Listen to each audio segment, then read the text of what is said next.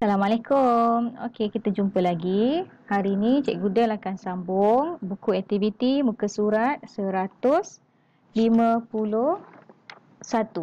Okey, kita nak selesaikan masalah dalam buku aktiviti muka surat 151.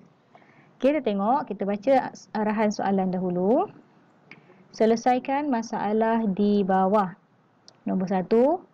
Yong mengumpulkan data bilangan buah stroberi yang dimakan oleh 4 orang rakannya dalam jadual. Siapakah yang makan buah stroberi paling banyak? Okey, dekat sini dia ada bagi satu ruangan yang agak besar. Okey, tujuannya untuk kita keluarkan semula maklumat yang ada dekat atas ni. Okey, kita boleh tulis nama Fiza. Okey, kita kira kalau kita tengok kat sini ada satu simpulan. Jadi dekat sini Fiza 5. Kemudian Siva ada satu kat sini, maksud dia ada 5. Kemudian 6, 7, 8. Siva ada 8. Okey, kemudian Afiq ada sini 5, 10, 11, 12. Okey, dan Nina 1, 2, 3, 4. Jadi jawab dekat bawah ni, siapa makan buah stroberi paling banyak? Okey, paling banyak kita tengok siapa yang mempunyai nilai yang paling tinggi, kemudian awak isikan jawapan dia dalam kotak ni. Okey, sekarang kita tengok soalan yang kedua. Dia bagi kita catapai. Okey, dia bagi gambar kita catapai bilangan murid dalam acara sukan. Okey, catapai menunjukkan bilangan murid yang terlibat dalam 5 acara sukan. Apakah acara yang mempunyai bilangan murid yang sama? Okey, sama juga ruangan besar yang dibagi ni untuk kita keluarkan maklumat. Kita tulis dulu ikut yang ini Okey, lontar peluru. Tulis kat sini lontar peluru. Okey, kalau tengok lontar peluru dekat sini warna putih, dekat sini ada 5 orang. Okey, kemudian yang kedua, lompat tinggi. Okey, kemudian kita tengok yang kedua ialah lompat tinggi. Okey, kalau kita rujuk lompat tinggi, gambar dia yang macam ni. Okey, kalau tengok kat sini, yang ini ada 20. Okey, yang ketiga, lari 100 meter. Ada gambar orang lari kat sini, ni ada 30. Kemudian lari berpagar. Lari berpagar ada 25. Dan last sekali lompat jauh. Lompat jauh kat sini ada 20. Okey, selepas kita dah keluarkan maklumat macam ni, barulah kita boleh isi soalan, isi jawapan yang ada dekat bawah ni.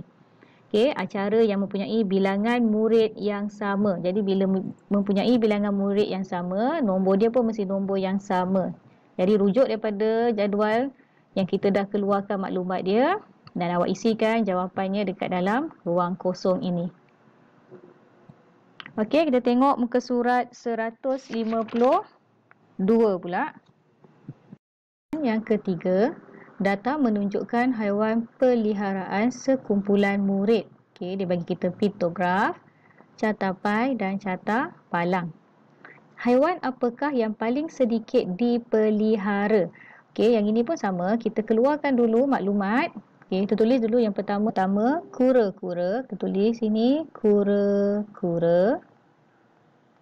Okey, kura-kura kita kira kalau satu gambar ini mewakili seorang. Jadi kura-kura ada 1, 2, 3, 4, 5. Tulis 5.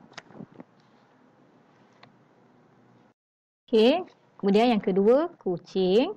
Tulis kucing. Dan kita kira dekat atas tu kucing ada 1, 2, 3, 4, 5, 6, 7, 8, 9, 10, 11, 12. Dia tulis 12. Okey, next. Burung. Kita kira 1, 2. 2. Kemudian arnab 1, 2, 3, 4 dan yang akhir sekali ikan. 1, 2, 3, 4, 5, 6, 7, 8. Tulis 8. Okey. Lepas kita dah keluarkan maklumat, kita boleh isi jawapan kat dalam ni. Apa ialah haiwan yang paling sedikit dipelihara? Okey, paling sedikit merujuk kepada nombor yang paling rendah. Paling sedikit merujuk kepada nombor yang paling rendah. Jadi tengok dekat sini yang paling rendah haiwan apa? Kemudian awak tuliskan jawapan dalam petak kosong. Okey, next kita teruskan lagi. Muka surat yang berikutnya iaitu muka surat 153. Soalan, catapai menunjukkan jenis-jenis rumah di sebuah kawasan perumahan. Lengkapkan ayat di bawah. Ada berapa jenis rumah di kawasan perumahan ini? Okey, kita boleh tengok dekat petunjuk. Ada 1, 2, 3, 4 jenis rumah. Jadi tulis kat sini 4. Okey, B. Bilangan rumah banglo ialah berapa buah? Okey, kalau kita tengok banglo, kita kena tengok dulu bahagian petunjuk. Rumah banglo berwarna putih. Okey, jadi rumah putih kat sini yang ini ada berapa? Ada 10. Kita tulis 10 buah. Okey, untuk soalan C, rumah berkembar ada berapa buah? Okey, sama juga kita lihat dekat bahagian petunjuk dan kemudian kita tengok dekat catapai dan awak boleh isikan dalam tempat kosong. Okey, soalan D, rumah apa ada 30 buah? Soalan E, berapa buah rumah di kawasan perumahan ini? Ialah rumah teres 2 tingkat. Dan soalan F, rumah apakah ialah rumah yang paling sedikit di kawasan perumahan ini? Okey, rumah yang paling sedikit ialah rumah yang nilai dia paling rendah. Kalau tengok dekat sini, yang paling rendah ialah 10. Dan 10, kalau kita rujuk dekat bahagian petunjuk, ialah rumah banglo. Jadi tulis kat sini banglo.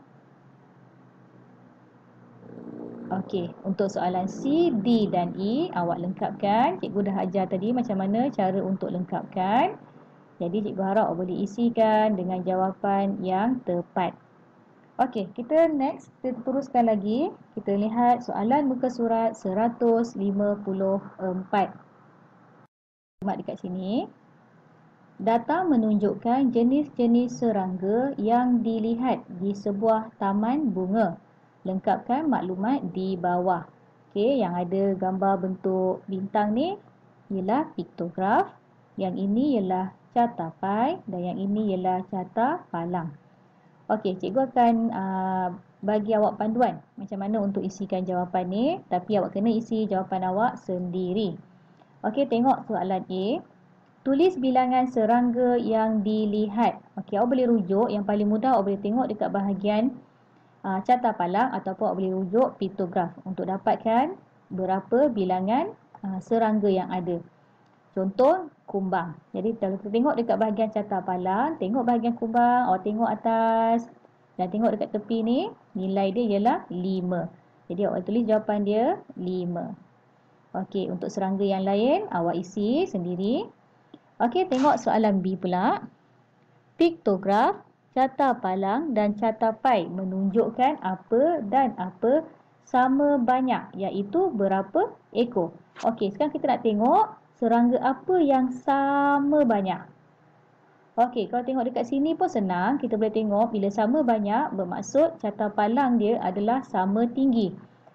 Dan kalau kita lihat dekat carta palang ni ada 2 serangga yang sama tinggi, iaitu kumbang dan belalang. Sebanyak berapa? Kalau tengok dekat sini, kita ikut sebanyak 5 ekor. Jadi kita tulis dekat sini menunjukkan kumbang dan belalang sama banyak, iaitu 5 ekor. Okey, soalan yang terakhir, soalan C. Simbol bintang paling banyak, bahagian paling besar dan palang yang paling tinggi menunjukkan apa ialah serangga yang paling banyak dilihat. Jadi kita tengok palang yang paling tinggi, bintang yang paling banyak. Kita tengok dekat sini, bintang yang paling banyak yang ini iaitu rama-rama.